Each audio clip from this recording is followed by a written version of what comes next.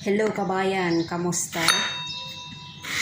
Sasamahan niyo po ako sa aking paggawa. First time ko itong gawin, waraginab. Tiniruan po ako nito diyan sa kapitbahay namin. Siya ay isang Ethiopian, si Masara. Tinuruan niya ako kung paano ito gawin ang waraginab. So first time ko itong gawin, sana ay makuha ako yung texture niya, yung lasa ng kanyang waraginab.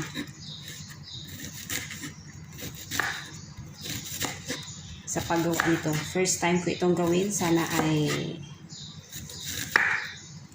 magawa ako ng tama. Kaya samahan nyo ako. Mag-comment kayo dyan sa baba kung mayroon kayong mga comment o suggestions o mayroon kayong mga ingredients na gusto nyong gawin. Comment nyo lang dyan sa baba, mga kabayan. So ito na, naka-prepare na ako ng aking gagawing waraginab. So ito na yung aking ingredients sa aking prepared waraginab. Itong rice, niwash ko na to siya, hinugasan ko na to siya, 2 cups. Tapos itong kanyang spices ay kosbara, 1.5 teaspoon. Itong gerpa, 1.5 teaspoon din. At saka itong cumin, 1.5 teaspoon din. At saka instead of nana fresh, wala akong nana fresh. So ito na lang ang dry nana. Nana or mint. Iba naman yung naisip yung nana baka ha, mga kabayan. At saka ito, kosbara, fresh kosbara and fresh bardones. Tapos mayroon ako ditong maji.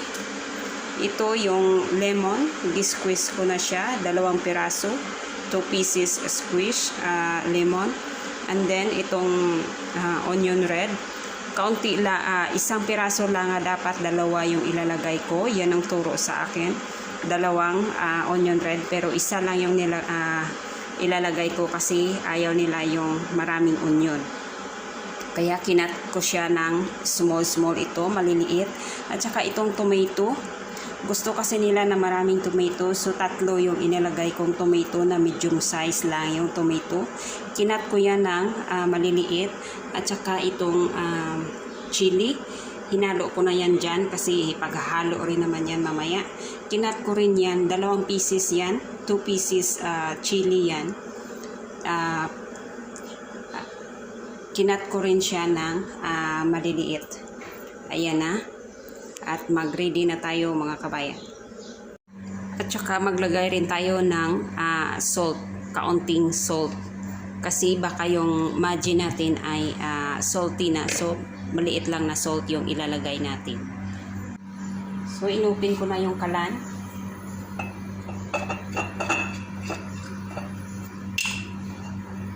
Maglagay tayo ng olive oil.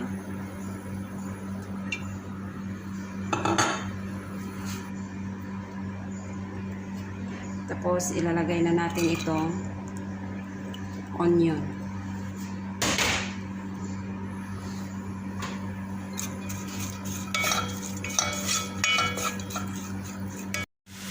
Sunod na natin itong tomato at saka yung chili.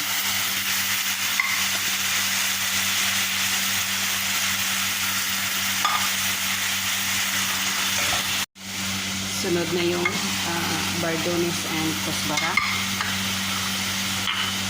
Tapos lagyan natin ng instead of fresh nana, ito ay dry mint. Tugtugan natin ng kaunti ng ang mint ay para pampabango.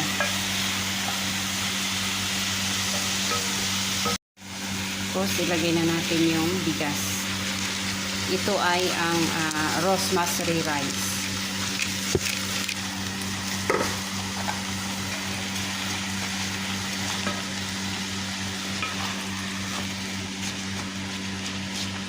Sunod na natin yung spices. Lagyan natin ng lemon.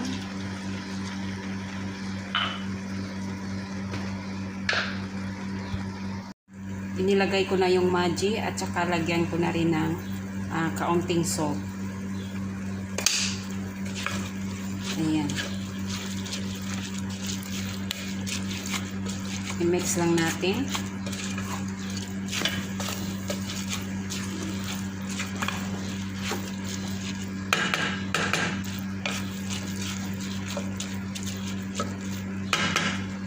Tapos, ihinaan lang natin yung kanyang apoy. Low flame lang natin. Tapos, itakpan lang natin yan hanggang sa maging okay yung bigas.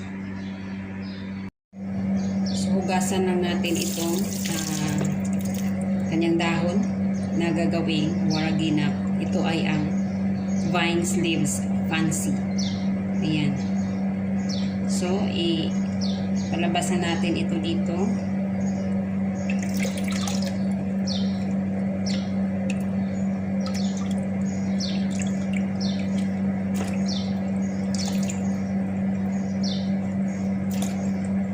Ayan.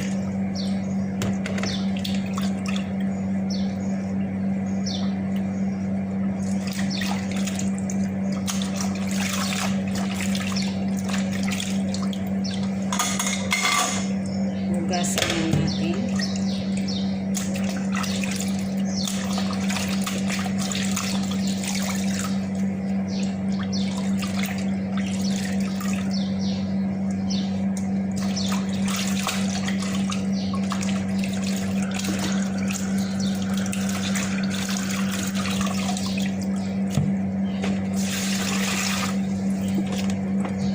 Tapos, saka natin ito lagyan ng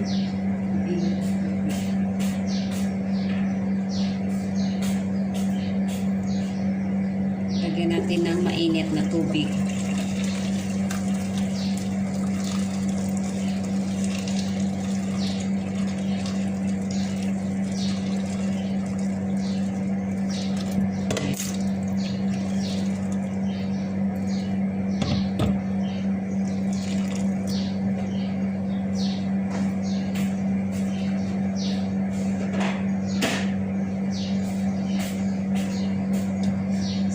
Takpan, tapos mga 15 minutes. Ayan. Saka natin nahanguin na naman.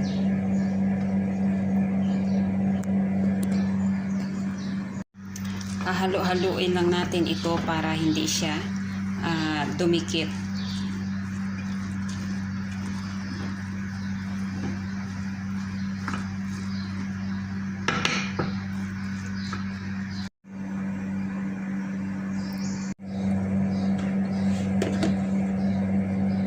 So, ito na at i-drain na natin ito.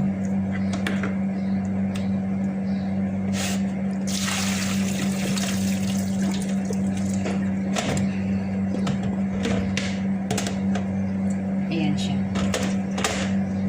At ipatuyo na natin ito para mapatulo na natin. I-drain na natin siya.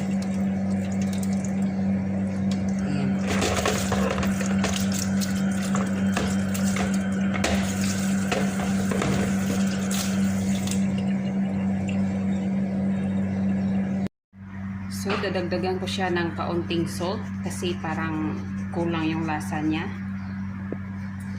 Tapos, dinagdagan ko rin ng kalahating lemon.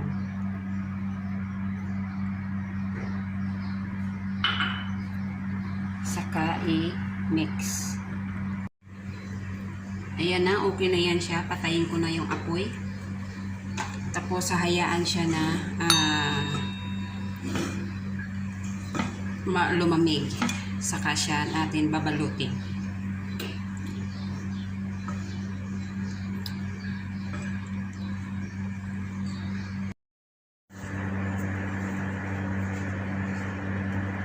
So, ito na. Ibabalot na natin.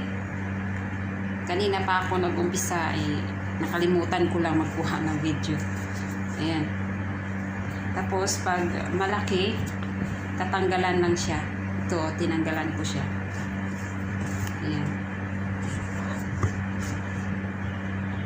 Tapos, isang ganito lang yung nilalagay ko. Tapos i-arrange pa yan para pareha yung sizes niya.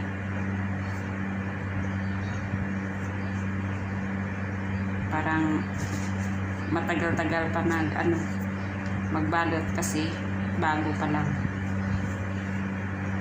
Dapat hindi lalabas yung kanin. Dapat walang butas.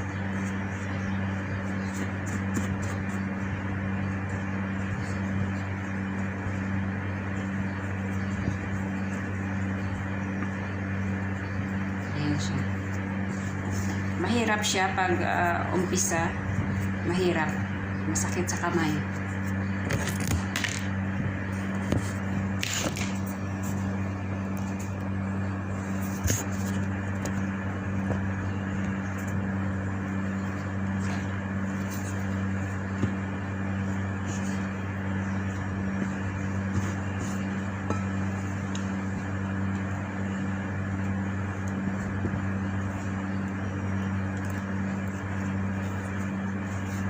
Tapos, ang nakalagay dito ito siya.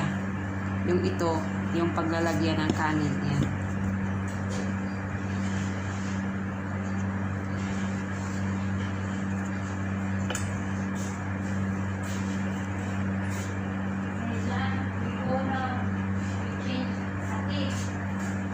Ikaw na lang po ng buti niya. Kaya malakaw na. Ikaw ang buti ng lubid.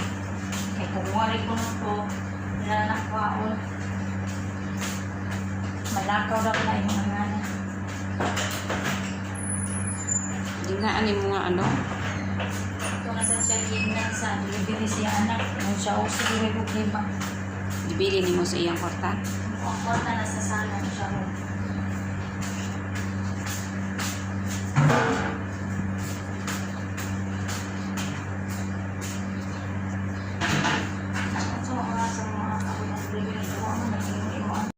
At dito sa isang maliit na kaldero, ilagyan natin yan ng patata. Ikat lang natin ng medium size. Ayan.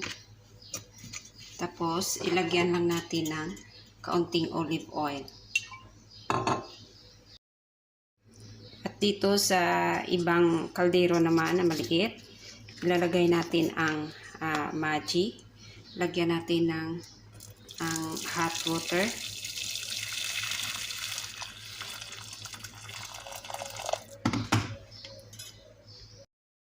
Tapos lagyan natin ng tomato paste.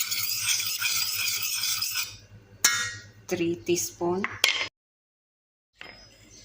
Then I put tomato juice, 2 pieces. I do machine, giniling ko ito. 2 pieces tomato. And then I squeeze the 1 lemon.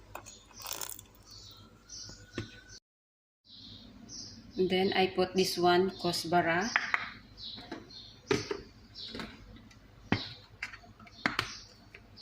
I put kamon.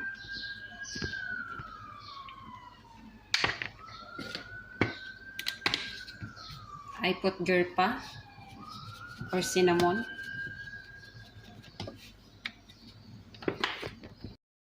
Then I put salt.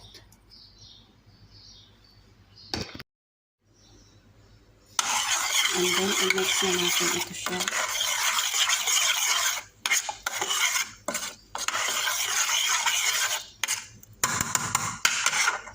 Ito, ilagay na to ang waraginab.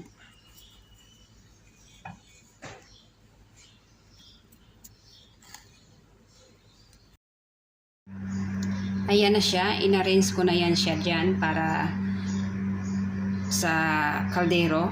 Nilagyan ko siya ng ganito para hindi siya umapaw, para ano siya, hindi siya masira, hindi siya masira. Tapos lagyan ito. Lulutuin lang ito ng 1 hour sa mahinang apoy. Ayan siya. Ayan siya, isinalang ko na ang ating waraginab. Hintayin lang natin na kumulo siya. Pag kumulo siya, saka natin hinaan yung apoy hanggang 1 hour na pagpapakulo sa kanya. Ayan, inulit ko ang aking gawa kasi parang mali yung kanina. Yung patata, nilagay ko siya sa ilalim para pala siguro hindi masunog yung ang waraginab. Para kung masunog man siya, maubos yung tubig doon sa patata siya. Ang patata masunog. Tapos, kasi first time ko ngang gumawa nito ng waraginab. Ito baliktad siya. Yung dahon, hindi ko namalayan. Sabi ko, bakit parang ang iba nito kaysa sa ano. Ito, hindi ito baliktad. Ito siya, baliktad. Kaya yan. At hindi ko na inulit. Kasi charge to experience. Kaya nagtataka ako kahapon bakit parang iba itong ginawa ko, itong una. Kaya pala baliktad pala yung dahon. Ito yung tama, yung hindi na baliktad. Tsaka dapat mahigpit ang pagkakagawa, hindi maluwag. Kasi kapag maluwag siya, yung kanin ay lalabas yan, ang kanin. Ayan siya, kasi umano siya. Magaan siya, tapos lagyan na natin ng plato ito.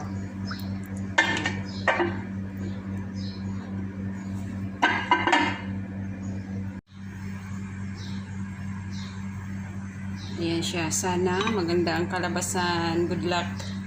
Waraginab. Ayan siya. Pakukuluin lang natin, tapos pag kumulo siya, papatayin natin, ilalagay natin sa mahinang apoy at saka natin siya 1 hour na pagpapakulo sa mahinang apoy. Ayan.